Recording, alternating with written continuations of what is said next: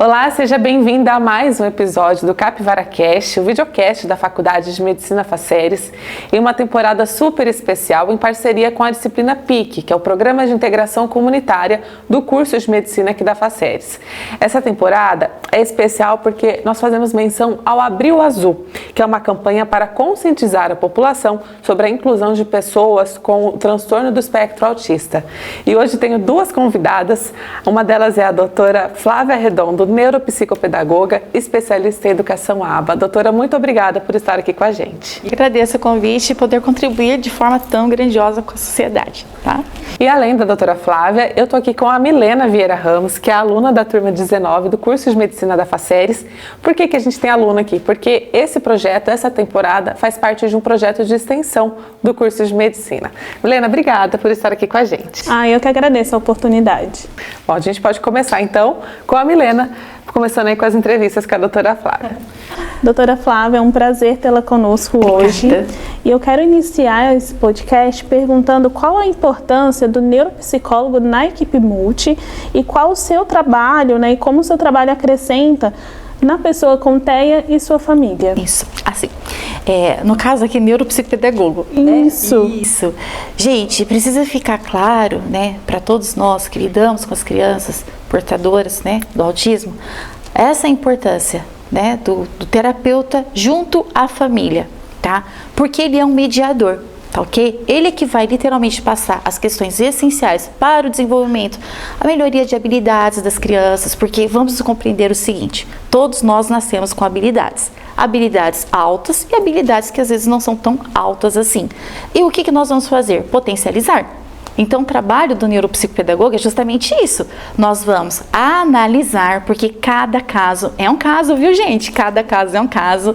Então, nós temos que analisar criteriosamente essas habilidades, estabelecer critérios, alavancar essas habilidades altas, aquelas que não são tão altas assim, nós vamos também elevar. E aquelas habilidades que normalmente, gente, principalmente no caso que nós estamos aqui falando do autismo, que nós temos que desenvolver. Tá? Isso junto com a família, porque eu preciso orientar essa família.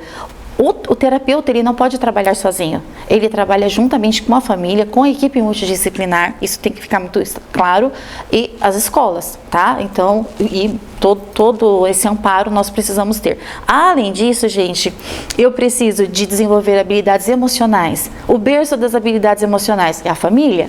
Tá? Então, eu preciso também trabalhar juntamente com essa família. Além disso, habilidades sociais, ou seja, porque é uma das habilidades que nós temos em baixa. Então, eu preciso levantar. Então, esse trabalho nós vamos elevar com a sociedade. Aí entra a intervenção clínica, tá? Do neuropsicopedagogo. Além disso, habilidades comunicativas, porque não basta tão somente a intervenção direta do fonoaudiólogo.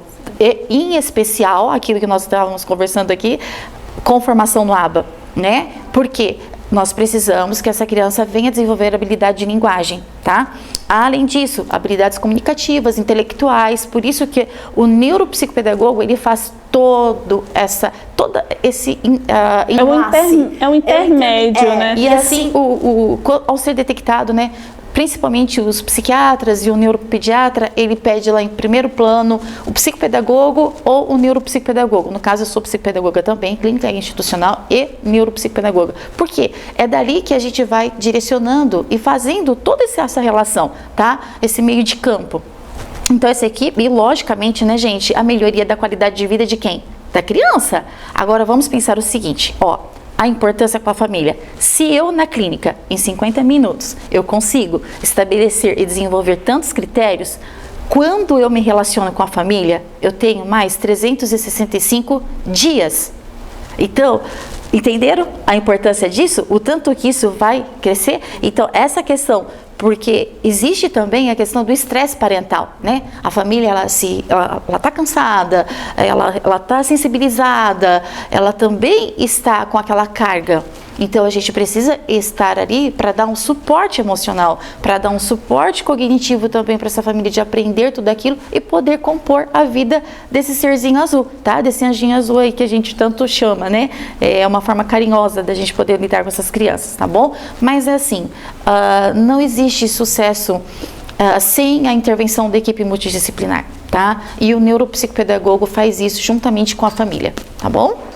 A terapia, ela não acaba no consultório, né? Ela tem que continuar em ela casa. É extensiva, é aquilo que eu falei, né? Se em 50 minutos eu tenho isso, imagina em 365 dias, o pai, o poder que é isso, né? A restauração, o desenvolvimento, alavancar essas habilidades. Então, porque eu vou orientar a criança? Sim, eu vou trabalhar com essa criança? Sim, só que no segundo plano, eu trabalho com quem? Com a família, porque eu não estou na casa do paciente, né? O paciente, a criança, ela está com a família. Então, o terapeuta, ele precisa ter por critério, né? Gostei muito que vocês trouxeram essa pergunta como a primeira. Ele precisa ter como critério, literalmente, trabalhar com a família, tá? Para que isso tenha sucesso. E pensando na família, né? E também nos professores na escola, quais são os traços mais comuns que a família e os professores podem identificar? Olha, hoje, pessoal, eu preciso que a sociedade compreenda algo importante, tá? As crianças estão tendo pouco tempo de qualidade com as famílias, tá bom? Então, nós precisamos, no primeiro plano, todas as crianças ter tempo de qualidade com os familiares.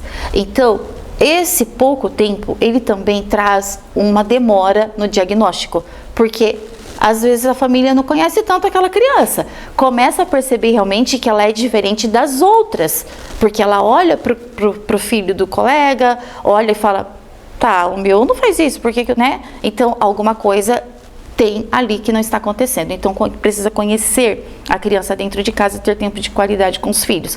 Além disso, o que a gente precisa estabelecer aí? Para conhecer, eu preciso conviver. Fechou? Então, se a gente não conviver, a gente não vai conhecer. E aí eu vou identificar algumas coisas, tá? Quando o bebê, aí as mamães, as berçaristas precisam estar muito atentas a essas dicas que eu vou dar para vocês. Quando o bebê, eles têm um déficit social, tá? Até naquele momento que coloca ali, quando eles começam a sentar, tem aquele desenvolvimento do tônus, né? Já consegue sentar, ele não busca outra criança, tá? E o que ocorre normalmente? Busca uma criança. Quando você vê duas crianças, eles se grudam, é um imã que eles têm, né? E aí o que ocorre? Você percebeu que o bebê não está apresentando muito isso? Opa, vamos colocar lá no relatóriozinho, né? Evita o contato visual, mesmo com estímulo. Você pega lá um brinquedinho, sacode, mesmo com aquele estímulo, a criança ela não olha muito, ela não busca esse contato, tá? Além disso, isso é assim, algo que você tem que ficar muito, muito atento, né? Na fase do bebê. O bebê, gente, ele busca muito contato humano, porque vamos pensar aqui, nós somos seres humanos e nós somos o quê? Mamíferos, né? E o mamífero, ele busca o quê? O papel materno. E quando ele está lá com o cuidador, ou com a mamãe, ou na escola, a berçarista, ele vai buscar esse contato humano. Só que no caso do autista, ele não busca. Então, perceberam? Então isso daí, gente, percebeu que está tendo essa defasagem? Anota lá, tá?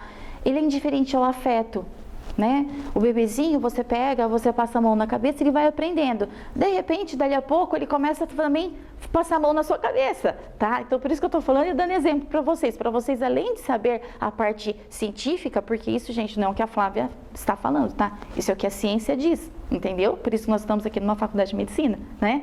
Então, percebeu isso? Tá, a parte científica diz o afeto humano, tá? E na lógica, como que isso funciona? Você percebeu que ele não está dando essa resposta, esse feedback? Vamos anotar lá, tá?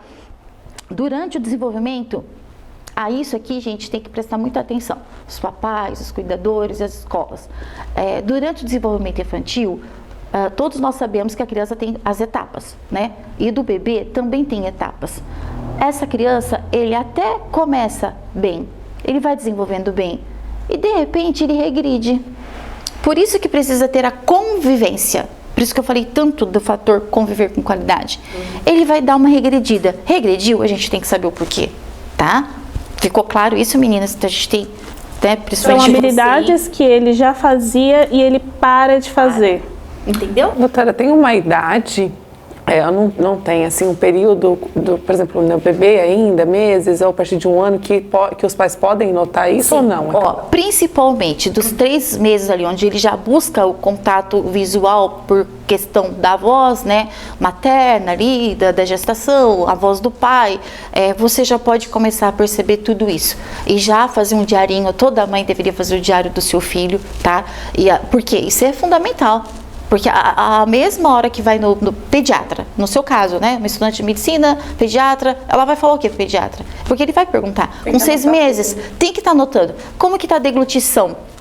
Deglutição, entendeu? Como que essa criança está engolindo? Bebê já com 6 meses, antes era só o leite materno, ou a mamadeira, sucção. E depois, agora que começa a inserir o alimento pastoso, como que essa criança autista, ela lida com isso? É comum regurgitar? Você fez uma pergunta, né? Mas eu vou explicar na íntegra. É comum regurgitar ali, até mesmo para ela poder sentir e desenvolver todos aqueles critérios ali, né? Da deglutição? Sim, tá. Mas ela tá devolvendo sempre? O que está acontecendo? Ou ela tem alguma preferência por alguma textura? Aí começa. Tem as preferências, não é? Agora virou uma moda, né? A palavra aí, ela é seletiva. Gente, ó, tem com essa palavra. Mas ele apresentou muita seletividade já com o bebê, 6, 7 meses, 8 meses, 9 meses. Opa, é hora de eu começar a analisar, tá? Parabéns pela pergunta, viu, querida? É uma pergunta muito importante.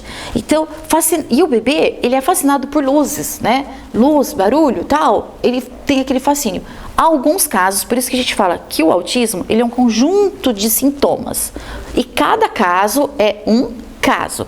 Alguns bebês, quando ouve o barulho da batedeira, ele responde, ele quer pegar aquela batedeira, ele fica naquilo, ele fica olhando aquele movimento, né? Ele fica assim. Outros, também autista, grita, chora. Por quê? Ele ainda não fala, ele é um bebê, ok? Então acontece isso, tem que tomar cuidado, tá? Porque ventilador é outra coisa que chama muita atenção. Então, percebeu isso? Fique atento. Tá? Ó, irritabilidade na mudança de rotina. Gente, por favor, meninas, isso é critério, tá? A criança por si só, pais e educadores e estudiosos, a criança, ela precisa de rotina, ok? O autista, muito mais, tá? Até porque é em cima da rotina que nós vamos estabelecer para cada caso, porque um caso, nós vamos ter um ganho. Só que quando essa criança, ela sai da rotina, ela pode sim ter uma crise, desencadear uma crise, tá? Ela é um gatilho. Então, essa irritabilidade na mudança de rotina, isso mexe muito com ele. Mesmo com o bebê, você vai falar assim, mas doutora, mexe com o bebê? Sim, mexe com o bebê, porque ele conhece o cheirinho do carro do papai, ele já tem a memória olfativa da mamãe, a memória olfativa do papai do carro, a memória olfativa do berçário, e aí naquele dia não deu para levar na escola, levou para casa da avó. A criança gritou o tempo todo, até 1 ano, né? Tá por volta de 1 ano ali, naquele dia gritou, chorou. Poxa, gente, é um sinal muito grande. Tá bom? A criança ali desenvolve, o que nós precisamos compreender a sociedade? Pessoal, cada criança desenvolve em um tempo, então vamos respeitar o tempo de desenvolvimento de cada um, ok? Porém, no caso do autismo, ele vai desenvolver também, gente. Nós temos que apresentar estímulos, só que ele vai desenvolver num tempo diferente das outras. Por isso que é tão importante o diagnóstico precoce, tá? Precoce não, o diagnóstico rápido. Porque nós temos que trabalhar com tudo isso. E aqui, então o bebê, a gente vai aí até 2 anos e meio, tá? 3 anos. Então, porque a gente tem as mudanças aí no desenvolvimento infantil. 3 anos, a criança cai muito ao andar. A gente tem um troncamento do tônus ali, a marcha dele é diferente. Eu vou usar uma linguagem mais comum para vocês poderem compreender em casa. Aquele andar na pontinha do pé, sabe? Então isso já tem que chamar a atenção dos pais. Fala incompreensível ou uma fala pobre. Gente, olha, atenção nisso aqui, por favor, vocês, né? E quem está em casa. Desenvolvimento da fala até os 3 anos, joia. Então, por isso que às vezes demora um pouco no diagnóstico, porque até os 3 anos a gente considera ali 2 anos e meio, mas hoje, com toda esse estímulo que as crianças recebem, a criança ela está fechando esse ciclo de linguagem um pouco antes, tá? Só que você percebeu lá que o seu filho está com 3 anos, ele tem uma fala incompreensível, ele dá nomes próprios que ele cria para objetos, tá ok? Ou seres, quando ele fala, né? Desenvolve ele a fala. Ou ela é pobre, anota, você precisa buscar um psicopedagogo, uma neuropsicopedagoga primeiro, uma fono, tá? Tem que notificar o pediatra, porque tem que ser feita a investigação. Não compreende comando simples mesmo. Pega a bola, busca a bola, porque a gente fala assim com a criança, né? Busca a bola para mamãe, busca a bola para titia, busca a bola para vovó. Eu vou até ensinar uma técnica aqui agora já para vocês. Vamos buscar comandos simples, que é dentro do ABA, né? Análise do desenvolvimento aí, do comportamento. Comando simples, busca a bola. Eu já estou ensinando o verbo, a bola, o substantivo, e essa informação ela vai chegar mais precisa pro cérebro dessa criança. Então, assim, eu estou tentando transformar aqui tudo muito simples na linguagem para que vocês possam fazer em casa e compreender aquilo que a gente está trazendo aqui, tá bom? Não brinca com brinquedos simples, gente. O autista, ele gosta de coisas complexas. Então, ele vai brincar com a caixa de ferramentas, se você deixar lá, tá? E ele vai pegar a ferramenta, ele vai bater, e como ele vai muito pelo que ele vê, porque a criança, todos eles aprende pelo comportamento, o autista mais ainda, porque ele não compreende a dimensão de tudo isso, e aí ele começa a repetir. Então ele busca brinquedos diferentes. Então aqueles brinquedos que as crianças normalmente gostam e tem por rotina brincar, não chama a atenção deles, tá? Então aí transforma outras coisas, outros objetos em brinquedos. O colorido, a textura... Sim, sempre. Não chama atenção. Não, principalmente porque aquilo incomoda. Então aquele brinquedo muito colorido vai incomodá-lo. Aquele brinquedo cheio de texturas. Enquanto que isso a gente também vai trabalhar, porque essa habilidade nós temos que... Lembra da historinha da habilidade que eu comecei a falar aqui? Nós vamos ter que alavancar essa habilidade. Mas, a princípio, ela é impactante. Então a criança ela se recusa. Perceberam o porquê da recusa? Então se o seu filho recusou, é um sinal pra gente, tá? 4 anos, isso é fundamental, tá bom? Ela não brinca muito com outras crianças, tá? Se recusa. Interage pouco com as pessoas. Então, lembra daquele comportamento humano? Ela vai diminuir. Não aprende história. Gente, isso aqui olha, por favor, não aprende histórias de faz de conta. O autista, ele não mente, tá, gente? Tem isso. Porque ele não entra nessa questão do faz de conta. Tá? Ele não interage com faz de conta, então ele não consegue imaginar. Olha, era uma vez 3 porquinhos que estavam construindo uma casa. Ele não consegue, porque não tem lógica isso. 3 porquinhos não constrói. Entende? É muito racional. Então, e é muita fantasia para ele, então ele não compreende. Uma dica aqui importantíssima para vocês, meninas, e para quem tem casa. Ele não usa tanto o pronome você e o pronome eu, tá?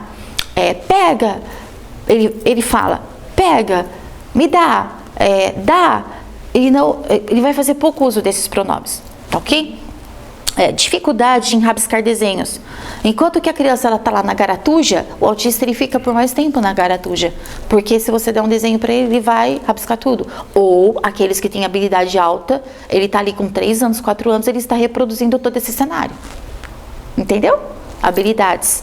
Por isso que é bem individualizado o tratamento, tá bom? E volto a dizer que isso entra novamente nessa questão. Ele perde alguns comandos, alguns comportamentos que ele já tinha adquirido, situações aprendidas, ele desaprende, ele perde isso. Ficou claro? Sim, bastante. E puxando o gancho, né, de toda essa explicação das alterações, quais são as estimulações que a gente pode fazer, né, os pais podem fazer a partir do diagnóstico? Olha, isso, gente, assim, eu sintetizei o máximo para que vocês seguissem à risca, tá? Primeira coisa, buscar orientação profissional, tá? E eu sei, queridos, que ao receber o diagnóstico, isso é algo que algo que deixa o pai, a mãe, num estado emocional bem delicado. Mas vamos lembrar o seguinte: eu amo o meu filho, eu amo a minha filha. Quem que é o ser aqui mais importante que precisa de amor e de cuidado? Então, é uma questão de amar o outro, tá ok? Não que as suas emoções tenham que ficar de lado, mas você precisa correr e salvar essa criança, porque agora eu tenho um diagnóstico. Então, o primeiro plano aí, buscar orientação profissional, não demorar, tá? Tem que correr. Cada criança ele é um ser único. Então, ele sendo um ser único, ele tem um universo de possibilidades que eu posso trabalhar. E quando que eu descubro esse universo de possibilidades? Dentro do clínico, porque é lá que eu vou passar literalmente os comandos e as estimulações que são voltadas para o autista e que ele vai responder para mim aquilo que eu preciso desenvolver, tá? E a equipe multidisciplinar, olha, pais, cuidadores, escolas, a equipe multidisciplinar ela é sua aliada nesse processo, né? O processo da família. Então a família, ela não tem por opção dizer assim, eu vou levar na psicopedagoga e vou levar na fono, mas não vou levar na TO. Queridos, como ela perguntou, eu estou respondendo. O foco é esse. Nós temos que, dentro desse desenvolvimento, desse acolhimento, eu tenho que buscar a equipe multidisciplinar, porque são eles que vão trazer para mim o quê? Constante adaptação do meio, constante projetos de estudo, constante aprendizagem da rotina e o acompanhamento globalizado, tá? Então, é aceitação e equipe multidisciplinar. Também é uma rede de apoio, né, doutora? A rede de apoio, né, gente? Olha, os familiares, isso daí, aceitação, né? Vamos aceitar porque é real, isso está chegando cada vez mais próximo de nós, isso já faz parte da nossa rotina. E assim, eu gosto muito de uma frase, não estava aqui, mas eu vou falar essa frase, de Piaget, que Piaget fala, um dos critérios de Piaget para definir a inteligência é a nossa capacidade de adaptação ao meio. Então, adulto, como diz Pondé, inteligentinhos, você é um inteligente da relação, então, por gentileza, aceite, ame, tá? E é você que precisa buscar a terapia, a equipe multidisciplinar e a rede de apoio. Você é a rede de apoio do teu filho e da sua filha. Você é a rede de apoio do seu genro, da sua nora. Então, acolha. O acolhimento, o amor, sempre vai ser o melhor remédio, viu? A gente trouxe no primeiro episódio a Laís, que é uma mãe, filha dela tem o autismo, né?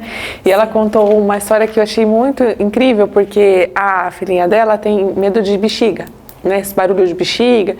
Então, todos os aniversários da família, ninguém colocava bexiga, porque sabia que ela assustava, né? E com o diagnóstico, o tratamento, né, foi evoluindo. E no último aniversário, que foi da avó da Laís, as primas, as tias dela perguntaram, Laís, pode pôr bexiga? Ela falou, pode. Hoje pode. Vamos fazer esse teste. E é isso que na hora do parabéns, estourou uma.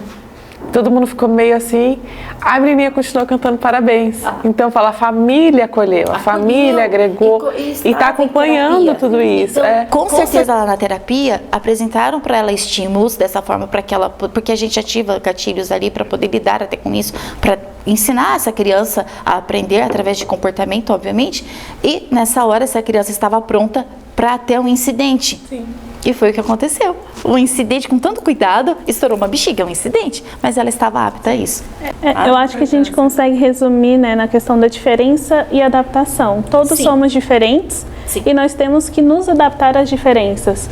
Então, da mesma forma que a criança com TEA é diferente, vai ter que se adaptar, a família também. Então, é um processo de adaptação e estímulo mútuo. Não é a criança que entra em terapia, é a família que entra em terapia. Né? Não é a criança que precisa ser estimulada, é a família que precisa ser estimulada. E quando entende isso, tudo muda, o olhar muda, a atuação muda e todo mundo ganha. Todos crescem, né? Todos evoluem, né? Então isso é muito importante mesmo. Parabéns pela colocação, muito pertinente. Doutora, e na escola, né? Como que é? Precisa de uma atenção individual? Como que é essa parte? Olha, na escola, gente, queridos professores, educadores, né? Sim, 100%, ok? Inclusive, o correto seria que essas crianças tivessem ao seu lado um cuidador, né? Que o Estado ofertasse esse indivíduo para estar ao lado dessas crianças. Eles precisam, por quê? Nós temos diferentes habilidades, diferentes graus, e para cada grau nós temos o quê? Que desenvolver aquilo que a gente chama de plano de estudo individualizado. Chegou, gente, isso é legislação, tá? Não é opção. E eu vou mais longe. Eu ouvi essa semana no consultório que uma escola disse, então agora a gente vai ter que desenvolver um plano de estudo individualizado para ele. Não é opção sua, a escola, é obrigação, entendeu? Você tem que desenvolver esse PEI, que nós chamamos de PEI, tem uma sigla para isso. Sim, sem dúvida alguma. E por quê? E individualizado, porque cada caso é um caso, cada caso nós temos o estereótipo de uma forma e dentro desse estereótipo eu vou fazer uma adaptação curricular. Ele não é obrigado a aprender tudo que está lá, porque de acordo com as suas habilidades e competências, eu tenho que desenvolver um plano individual para essa criança, para que ele alcance. Então, a tarefa da minha criança autista, ela não é a mesma tarefa do outro coleguinha, entendeu? O trabalho, ele pode até ser, mas ele tem que passar por porque a gente também não pode criar essa discriminação. Então, olha, eu vou pedir um trabalho sobre as capivaras de Rio Preto. Como chegaram? Porque aqui estão. Para ele, nós vamos diminuir as perguntas ou nós vamos pedir para que ele traga figuras, nós vamos adaptar, mas ele vai ter o mesmo trabalho. Entendeu como funciona? É a inclusão, né? Incluir também é individualizar. Gente, é a inclusão, é a educação especial, né? Então, é isso aí, tem que ter o PEI, tá? Mais uma perguntinha aí, as orientações. A última é a questão dessa estimulação precoce, né, e a estimulação. O que é indicado para os pais? O que eles podem fazer dentro de casa? Olha, aqui essa pergunta ela é bem abrangente, né? Porque a partir aí do diagnóstico, primeira coisa, pai, entenda, lição número 1, o amor, tá? O amor não pode faltar. Tem que amar e amar demais. E se você errar, que você ame por amar muito, ok? Fechou? Então, a primeira lição é essa. Segunda, nós precisamos observar as janelas de oportunidades. Como que essa criança, ela aprende melhor?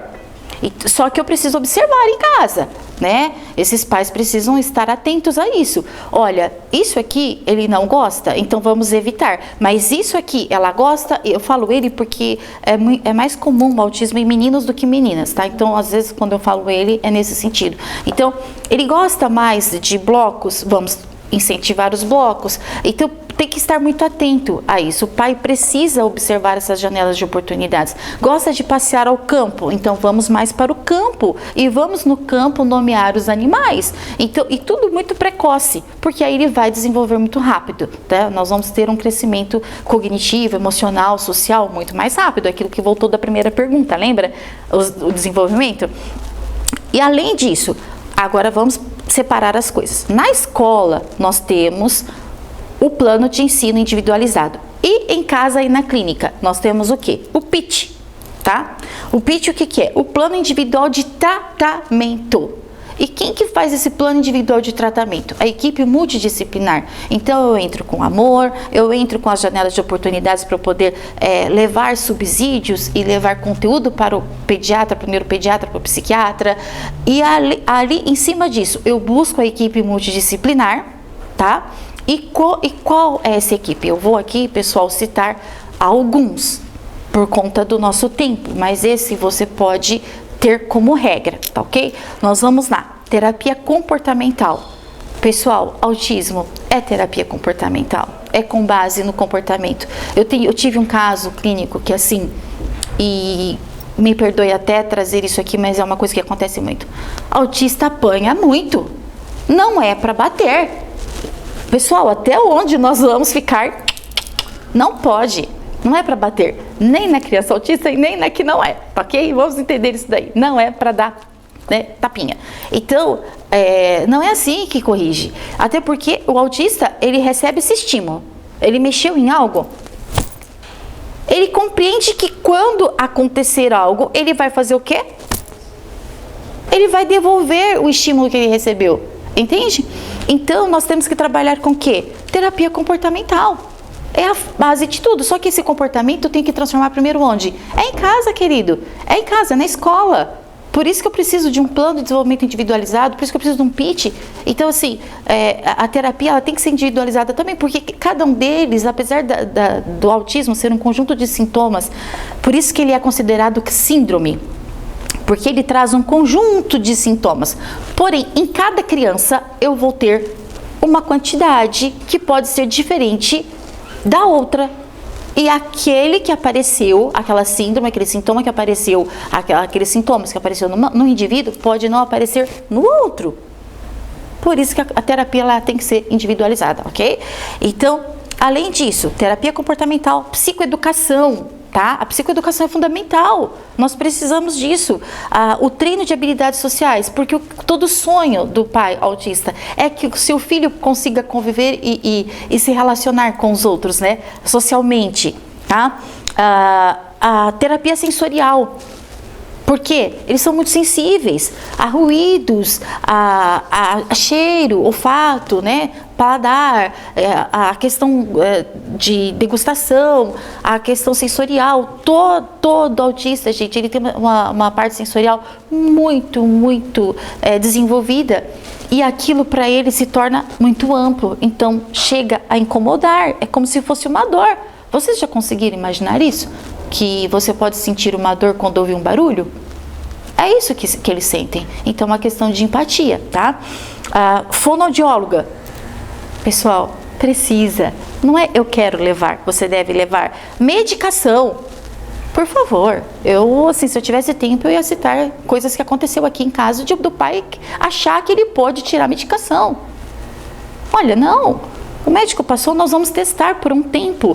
Nós temos um tempo para ver se aquilo vai dar certo, né? A posologia, a droga em si. Depois, se não der certo, nós vamos mudar, nós vamos alterando até que venha acontecer.